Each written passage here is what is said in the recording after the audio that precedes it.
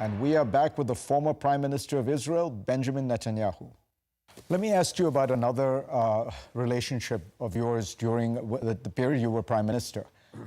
It's what Yossi Melman, the Israeli journalist, calls the strange love affair between Bibi and Putin. You met with Vladimir Putin, phone conversations. You went to the opera, the ballet with him. A lot of people feel that international statesmen coddled Putin rather than creating kind of a tough stand of deterrence that would have made him understand the costs of his kind of actions. In retrospect, what do you think of this friendship? First of all, I wouldn't call it a love affair, but I would call it a question of interest. National leaders have a responsibility for the security of their country. The Russian and Israeli air forces are literally flying next to each other over the skies of Syria. I was committed to preventing Iran from creating another Lebanon front in Syria. So we took hundreds and hundreds of air sorties against their attempts to implant themselves militarily in Syria. That got us into a potential clash with the Russian Air Force that is also flying over the skies of Syria. So I made it a point to, and they almost did, by the way. I also write that in my book. We nearly clashed several times. And starting a war between Russia and Israel, I didn't think was a good idea. So I made every effort to coordinate with with Putin and the Russian military the sorties so we wouldn't bump into each other, and we achieved that goal. And that, I think, is a matter of national interest. As far as Russia is concerned, I think you have to be, look, I think the Ukrainian thing could spiral out of control. I think it's tragic. The wanton bombing of civilians is horrible.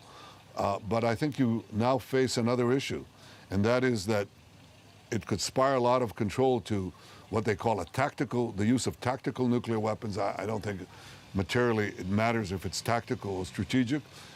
The world has not crossed that threshold for 77 years, and I think it requires very firm and prudent stewardship to prevent that from happening, because as horrible as the tragedies are today in Ukraine, you could face a much bigger tragedy if this is not prevented.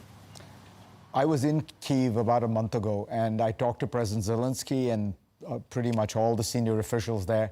And one theme that came through very clearly was their disappointment with Israel. They felt that Israel had not really supported them as they would have liked in word, in deed.